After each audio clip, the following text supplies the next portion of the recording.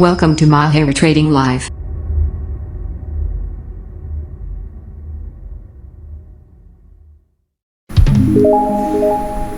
Halo trader forex, selamat datang di channel Mahir Trading Live. Channel ini dibuat untuk mahir forex mulai dari pemula hingga expert. Analisa ini menggunakan trading system supply demand imbalance. No indikator, no news, no volume, no fundamental, no earning announcement. Hanya menggunakan rectangle dan trend line serta dibantu dengan exponential moving average, Anda bisa mendeteksi pergerakan harga futures di semua time frame. Supply demand imbalance bisa digunakan di semua instrumen investasi di dunia seperti forex, gold, stock, cryptocurrency, stock index, CFD, commodity option, ETFs, bond, dan lain sebagainya. Mohon dibantu like, subscribe, komen, dan share agar channel ini dapat berkembang ke depannya. Perlu diketahui bahwa analisa ini sifatnya trading disclaimer, jadi hanya sebagai rekomendasi untuk trading harian dan mingguan. Hari ini tanggal 16 April 2022, saya Coach Yudi TW mencoba menganalisis pergerakan dari major pearl, gold dan minyak dunia ya.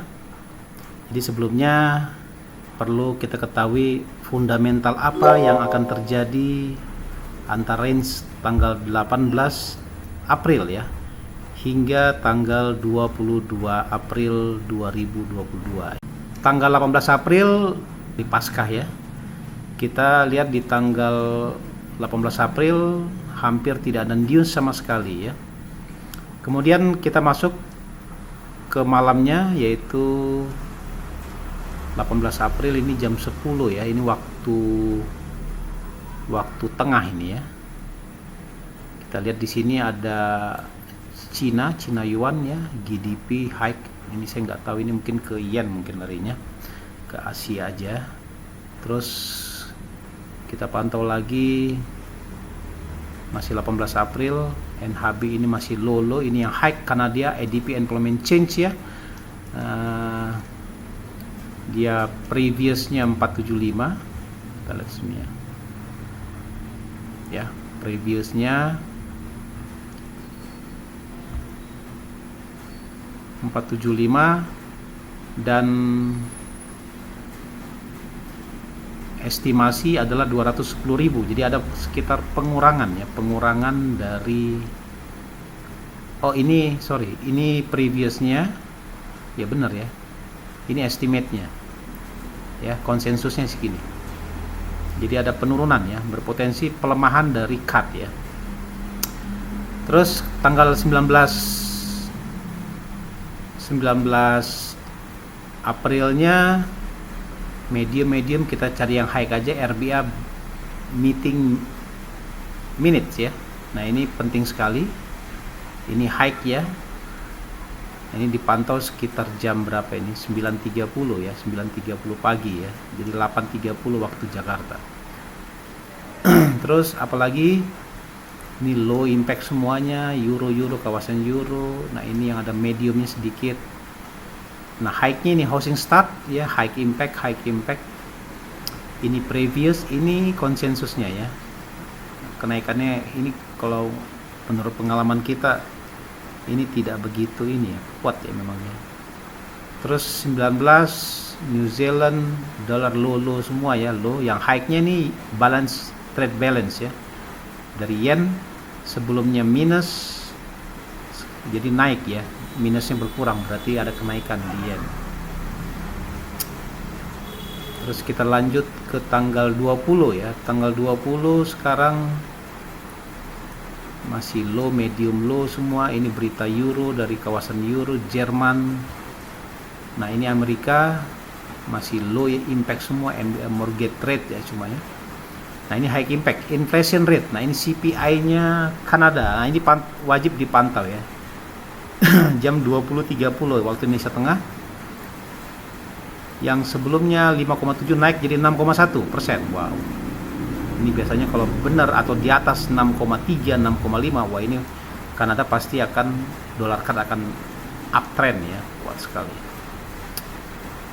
Terus kita lanjut ke berita Amerika, tidak ada. Nah ini exciting sales homes minus 7 ke minus 2, berarti ada penambahan atau ada kemajuan, ada peningkatan ya, minusnya berkurang. Exciting home salesnya, penjualannya juga malah menurun ya, dari 6,02 menjadi 5,8 juta rumah ya untuk bulan, berarti ini kalau bulan April berarti bulan Maret nih ya. Laporan di bulan Maret, kinerja bulan Maret. Terus kita lanjut ke tanggal 21, tidak ada, ini low, medium, low semua ya beritanya. Ini high CPI. Nah, ini CPI Euro ya. Ini wajib dipantengi. Ada kenaikan ya. Ini kok segini, bukan dalam bentuk persen ya. Terus ini high juga, jobless claim ada peningkatan, tingkat pengangguran naik berarti di sini. Ini continuousnya at least kurang lebih hampir sama. Terus ini Fed Chair speak ya dari Powell ya, Gubernur Bank Sentral Amerika. Pound sterling tidak ada juga newsnya. Ini tanggal 21 ya, malam-malam. Nah, hari Jumatnya ini high market service PMI ada penurunan ya, ini juga diwaspadai. Penurunan ini berarti menyebabkan pelemahan dari Aussie dollar ya. Terus apalagi pound sterling retail sales nggak ada perubahan, year on year-nya malahan mengalami penurunan ya. Ini kenaikan sedikit, nanti kita lihat konsensusnya. Untuk euronya, market composite PMI-nya ini juga ini mengalami kenaikan ya. Ini penurunan ya, mix lah ya, campur-campur gitu. Terus apalagi ini pound sterling market service-nya juga ya, biasanya di minggu terakhir biasanya market service ini nah ini ada penurunan, berarti berimpact jelek kepada pound sterling ya. Ini tanggal 22, ini high retail salesnya, ini juga nggak begitulah, walaupun sini high tapi ketika di mata uangnya nggak begitu. Oke, mungkin gitu dulu aja untuk analisa fundamental dari data ya, data fundamental. Sekarang kita lanjut menuju ke analisa teknikalnya. Kita mulai dari per euro dollar ya, di time frame weekly chart ya. Nah, kemarin inilah bentuk candlestick dari weekly chart ya, minggu kemarin. Ini menandakan bahwa potensi price masih terus akan terkerek menuju ke area strong demand ya, di area 1.0608 ya, dalam beberapa minggu ke depan. Apakah bisa 2 minggu, bisa 1 minggu ya, bisa 1 hari, nggak ada yang tahu ya. Yang jelas arahnya jelas ya. Setelah dia respected di atas gini, berarti dia price akan drop ya, menuju ke area strong demand. Kemudian kita lanjut ke time frame daily chart ya. Time frame daily chart, price sudah menyentuh area supply dan menuju ke area demand, dan area demand ini akan di break dengan target 1.0697 ya. Jadi ada sekitar 100 pips ya, 100 pips sampai 150 pips ya dalam beberapa hari ke depan ya, untuk euro dollar weekly. Terus sekarang time frame H4. Time frame H4 kita lihat di sini, kemarin itu Paskah, jadi gerakannya sideways down ya, sideways down, dan berpotensi price akan mengikuti formasi candle di weekly dan di time frame daily chart ya untuk euro dollar. Kita lanjut ke per pound dollar. Pound dollar time frame weekly chart. Nah, ini dia sudah meninggalkan jauh ya, exponential moving average-nya makin menjauh ya dari area current price, dan ini sudah di break sekali dengan target akhirnya adalah di sini ya, 2625 dalam beberapa minggu ke depan. Jadi masih downtrend ya untuk pound dollar. Time frame daily. Nah, hari ini hari Rabu, ini hari Kamis, ini hari Jumat, ini dia sideways karena ini ya, pasca ya, karena dia sudah membreak area demand di sebelah kiri, berarti dia naik dulu ke supply, baru dia akan turun lagi menuju ke area demandnya. Area demandnya kalau kita pantau tuh di situ 1.2931 ya. Oke, kita lanjut ke time frame H4. Time frame H4 pada hari Rabu kemarin, price sudah menyentuh area supply, dia turun lagi, masih menggantung dari sini, sekarang masih berada di area demand supply, terbentuk new supply dan berpotensi price akan drop ke 1.30, bahkan bisa melebihi low-nya ya. Nah, di sini di area sini 262967 ada sekitar 90 pips ya untuk euro, untuk pound dollar ya. Kita lanjut ke Aussie dollar. Aussie dollar setelah dia mengalami kenaikan di weekly ya selama 1 2 3 4 5 6 7 8 9 candlestick ya, dan ke 10 open dia membuat high-nya dan berpotensi price akan kembali menuju ke area strong demand ya di 0.70 ya ini ya. Jadi jaraknya itu sekitar dari current price at least 400 pips ya untuk Aussie dollar dalam beberapa minggu ke depan. Kemudian untuk time frame daily, nah ini sudah tersentuh sekali, area base ini sudah tersentuh sekali. Ini dicoba untuk yang kedua kali. Yang kedua kali ini akan di break, targetnya ke 71965 ya. Jadi potensinya sekitar 191 pips, dan exponential moving average-nya sudah memotong ya, sudah memotong price dan menungkik ke bawah ya untuk time frame daily. Kemudian kita lanjut ke time frame H4. Time frame H4 ya sudah konsisten dia exponential moving average-nya di atas ya, dan terbentuk new supply baru ya. Kemarin price naik, kemudian dia turun ke area demand, dan ini akan di break ya, dan targetnya adalah di 0.73245 dalam beberapa hari ke depan ya untuk Aussie dollar time frame H4. Lanjut ke direct currency yaitu New Zealand dollar atau Kiwi dollar. Untuk time frame weekly, jelas ini dia sudah menyentuh area supply ya. Price inilah bentuk candle minggu kemarin ya, engulfing ya, dan dia menuju ke area fresh, ini yang garis-garis ini nih. Jadi potensinya untuk weekly sekitar 200-an pips ya untuk beberapa minggu ke depan ya. Kita lanjut ke time frame daily chart.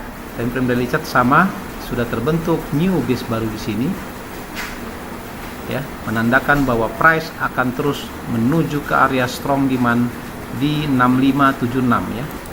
Jaraknya ya sama saya bilang tadi 200 pips ya, karena secara teknikal ini adalah area strong demand dibalas dengan strong supply. Lanjut ke time frame H4.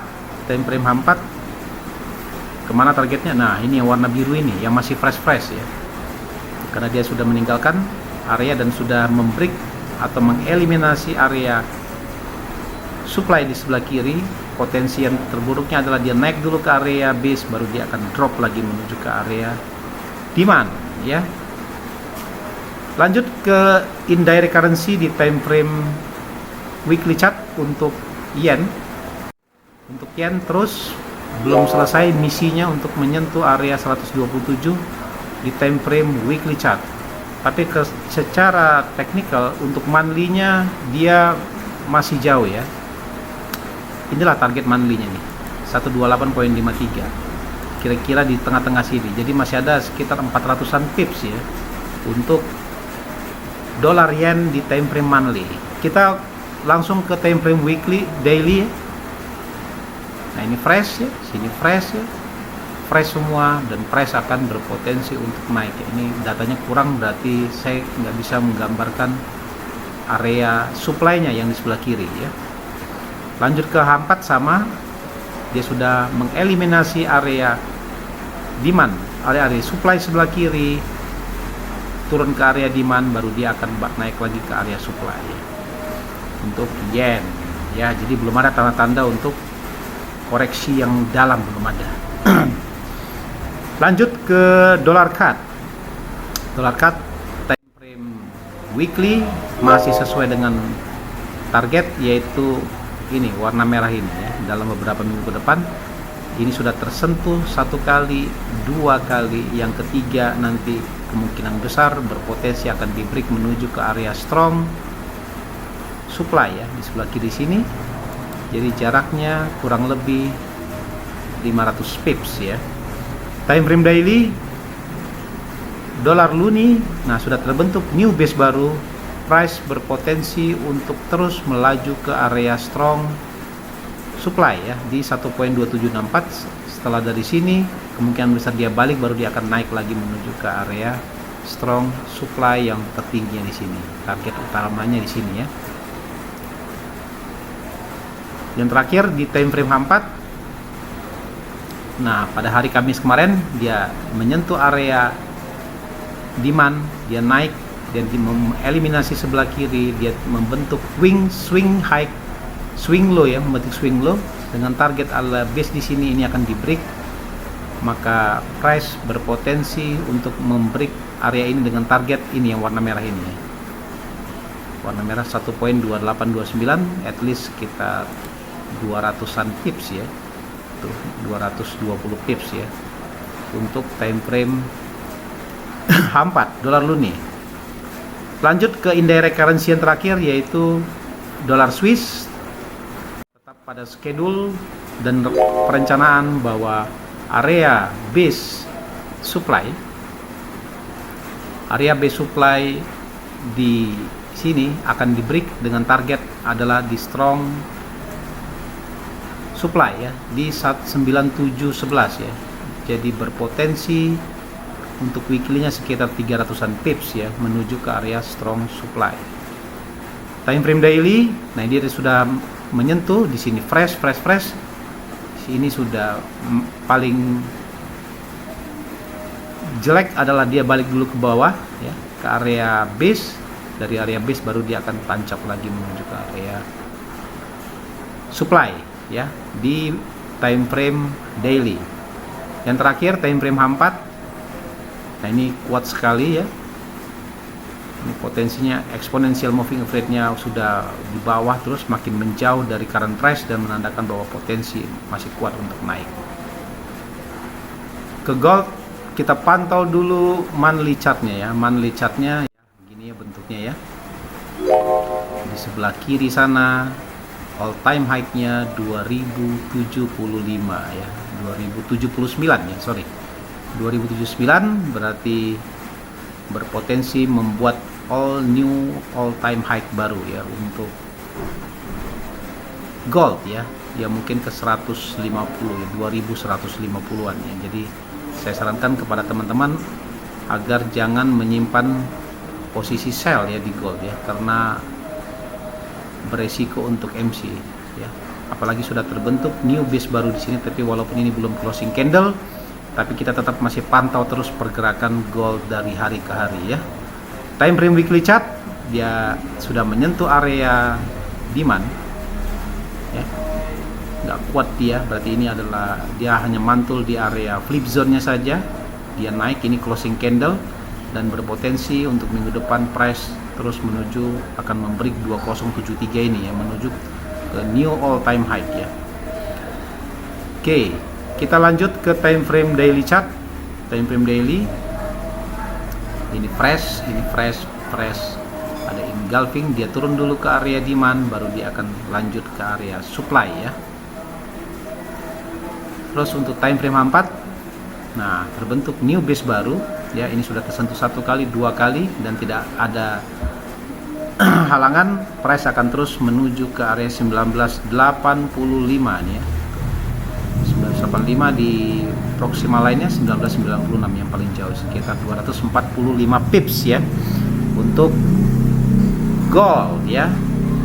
Yang terakhir adalah kita bahas adalah XTI atau minyak dunia. Minyak dunia kita lihat di time frame monthly dulu. Time frame monthly masih kokoh dia. Kemarin sempat dia menyentuh 135, kemudian dia turun menyentuh area demand. Dari area demand price naik lagi begini walaupun belum closing candle ya untuk time frame monthly.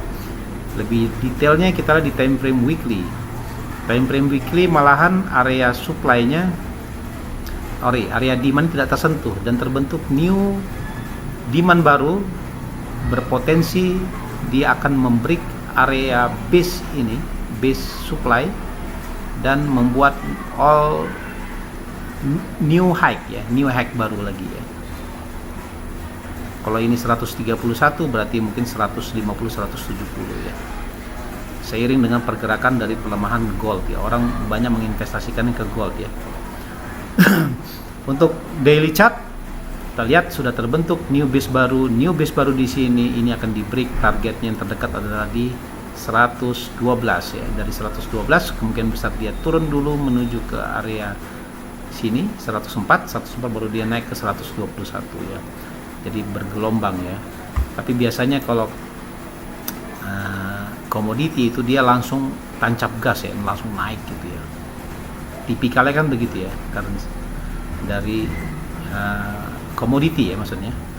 Nah, untuk H4-nya ini belum selesai, kemungkinan besar dia akan mencoba menyentuh area supply baru dia balik ke area demand, dari area demand baru dia akan naik lagi menuju ke area strong supply. Oke. Mungkin cukup begitu aja dulu analisa market weekly market outlook dari saya Coach Sudi TW. Semoga teman dapat membantu. Jadi kalau ditanya kenapa weekly, daily, enggak, ini kan saya hanya menjelaskan arah market ya. Kalau mengenai biasanya kan teman-teman semuanya tradingnya menggunakan time frame H1 ya, sifatnya scalpingan. Jadi Anda tahu ketika arah trend up sebaiknya Anda mengambil posisi buy ya, jangan sell, karena boleh counter trend asal wajib menggunakan stop loss. Toh juga mengambil walaupun trend up kita ngambil buy, tetap kita harus gunakan stop loss ya, apapun itu, karena itu akan meminimalkan risiko kerugian Anda yang makin membesar ya. Tapi kalau kita tahu tren, berarti kita harus memperhatikan kekuatan dana kita untuk menahan posisi apakah masih kuat atau enggak gitu ya. Sekian dulu analisa singkat saya, semoga bermanfaat teman-teman. Mohon dibantu like, subscribe, komen, dan share agar semangat ya buat ininya ya, analisanya, dan kedepannya kita akan sering membuat edukasinya. Sekian, wassalam. Thanks for watching.